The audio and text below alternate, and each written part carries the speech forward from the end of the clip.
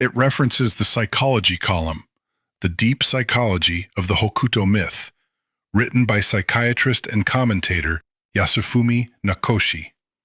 The column offered sharp psychological analyses of Fist of the North Star and ran in Weekly Comic Bunch from 2009 to 2010. While valuable as a psychological study of the work, it has unfortunately never been published in book form, even more than 15 years after it ended. Here, I would like to take up just one page from the column and add my own commentary to it. Clinical records of the deep psychology of the Hokuto myth. What was Hokuto Shinken really? Case 27. The Terror of Power. Kenshiro and his companions finally reach the prison island of Cassandra, where Toki is being held captive. In episode 53, The Men Who Create Legends, we are first introduced to the massive man known as the Warden, who stands at the top of Cassandra. His name, Uiguru, is revealed a little later, but he possesses characteristics completely different from any enemy we have seen before. The key point is that he holds the official position of Warden.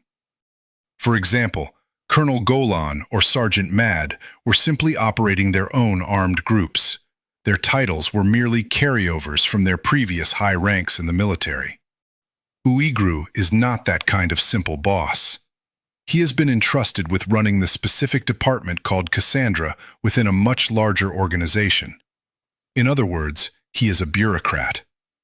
This is the first time a character in this kind of position has appeared in Fist of the North Star. When Uiguru made his entrance, I was struck by an incredibly powerful impression. He had a certain aura. In positive terms, he possessed dignity. In other words, he gave off the feeling of someone who was not starving for desire. Even Shin, who ruled the city of Southern Cross with overwhelming charismatic authority, did not have this quality. Shin was clearly starving for love, tormented by his longing for Yuria. But Uiguru seemed satisfied with his position. That hard-to-define sense of stability gave him a powerful aura of dignity. What Uiguru symbolizes is power. Not raw strength, but power backed by the existence of a massive organization. That background makes him appear even larger than he actually is. Power lies in the intangible composure that the person wears. When people sense that, they instinctively bow before power. Fist of the North Star is a world where strength clashes against strength. Within that worldview, Uiguru appeared as a strikingly different figure, revealing for the first time the frightening, invisible influence of power. That is my impression. What do you think, Mr. Buronson and Mr. Hara? Analysis results. Warden Uiguru's attitude even gives off a sense of composure.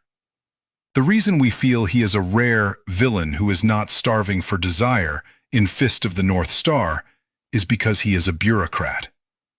The aura of dignity emitted by Cassandra's bureaucrat, Uiguru, symbolizes the true nature and influence of power.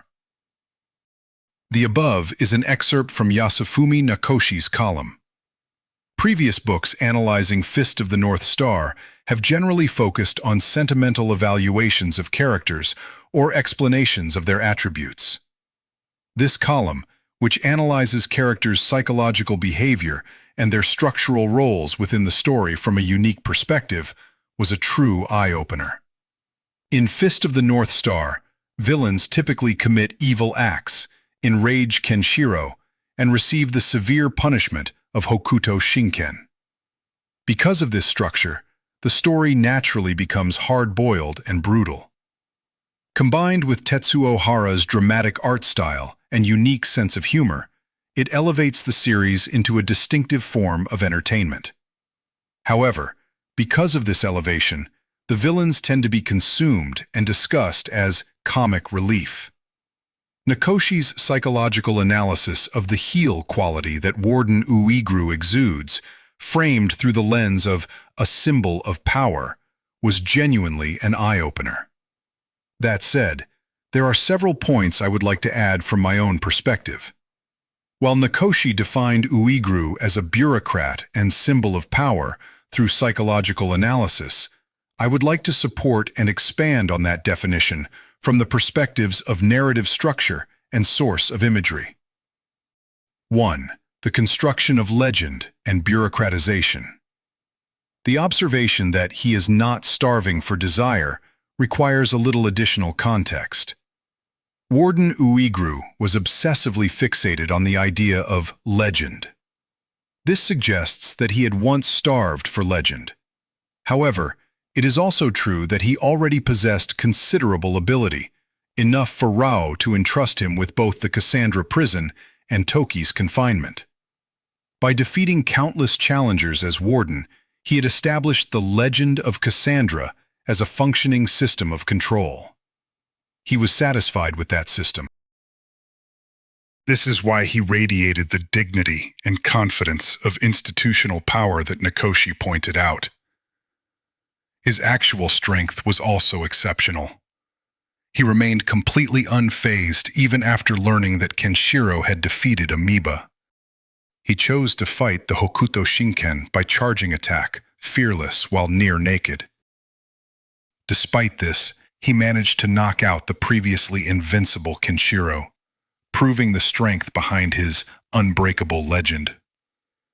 Furthermore, even after being struck by Hokuto Shinken, when everyone was certain he was dead, he eventually regained consciousness and stood up in a state of physical collapse. His incredible endurance and sense of duty are remarkable even within Fist of the North Star.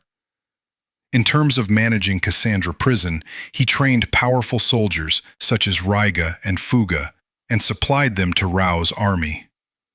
This achievement contributed to maintaining Rao's regime, which likely earned him Rao's trust. In that sense as well, he was a complete bureaucrat. So why, even after gaining power and status, did he remain so obsessed with the word legend? There is a strong possibility that he had once experienced the loss of a great legend that shook both himself and his affiliated group. When we examine his obsession and his final actions, we can see that behind the satisfied bureaucrat was a man carrying a traumatic and desperate fate. The original work does not provide details about any great legend tied to his past. There are mentions of martial arts that once dominated the continent, but nothing specifically about a legend. If his clan had once carried a great legend that was later lost, Uiguru may have been driven by a compulsive sense of mission and trauma to revive the legend. 2. The aura of Frank Frazetta. The aura of dignity that Nakoshi sensed from Warden Uiguru is largely a visual impression. When discussing Uiguru's visual impact, it is impossible to ignore Frank Frazetta. In several interviews, Tetsuo Hara has stated that he had long wanted to create a character modeled after the dark heroes appearing in the paintings of his admired artist, Frank Frazetta, and that Uiguru was the result. When Buronson saw the scene of Uiguru's entrance drawn by Hara, he was greatly influenced in turn. Frank Frazetta was a leading artist of dark fantasy, which became popular among the counterculture in America during the late 1960s and 1970s as a form of rebellion against authority. The fact that such a character appeared in 1984's Fist of the North Star as a symbol of power radiating an aura of dignity is a paradoxical and socially fascinating phenomenon. The gap between his barbaric, powerfully built appearance and his bureaucratic authority makes the viewer feel the inescapable terror of power as a system rather than just another brute. 3. His presence as a narrative role.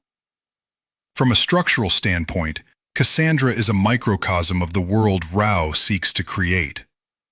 What Kenshiro opened in Cassandra was the gate of hell, declaring that his confrontation with Rao would become the main storyline. The Cassandra arc contains several major turning points that strongly imprint Kenshiro's hidden destiny. It is the first time he is truly called a savior. The soldiers of Rao's army begin to disarm themselves after encountering him, triggering a paradigm shift away from rule by fear. And it serves as the crucial barrier before obtaining Toki and shifting the story decisively toward the battle with Rao. In this sense, Warden Uiguru played a very significant role in the story. Additionally, although Cassandra was merely a frontier outpost, Uiguru was aware of Kenshiro's background in the 1984 setting and understood Toki's importance. This suggests that he held high-ranking position that allowed him to know the secrets of Rao, who was a mystery even within Rao's army. 4. The creeping collapse of the legend of Cassandra refers to the legend of the cursed princess Cassandra from Greek mythology. In Western culture, it symbolizes a catastrophic crisis that cannot be avoided because warnings are ignored. Fist of the North Star is a story set in a post-apocalyptic world where such destruction has already occurred, and Kenshiro carves out his own fate. At the same time, it is also a story about destroying Rao's rule based on power and fear. Warden Uiguru genuinely believed that the power and fear advocated by Rao was what created order. He took pride in protecting the unbreakable legend of Cassandra. However, Toki alone was immune to that system of control. Even while chained, Toki's spirit remained completely free. Because a sense of discomfort toward the absolute nature of the legend had already been brewing inside Cassandra prison, Raiga, Fuga, and the other soldiers intuitively sensed something when they met Kenshiro and decided to bet on the arrival of the true savior. Toki did not submit to Rao's power. Simply by existing quietly, he gave hope to the sinking soldiers and prisoners. Uiguru must have realized this. This man's body was restrained, but his soul could not be dominated. At his feet, the compassion of Hokuto was quietly spreading and neutralizing the logic of domination. He feared that Kenshiro's reunion with Toki would shake Rao's rule.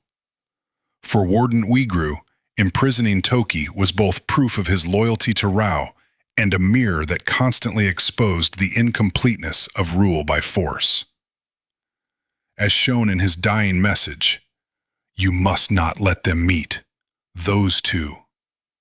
He died in his final moments not as a martial artist, but as a guardian of Rao's regime. Warden Uiguru was the keeper of the legend of domination who was crushed while still clutching the key to the massive gate at the turning point of a turbulent era. This was my supplementary commentary on the parts I felt needed deeper exploration.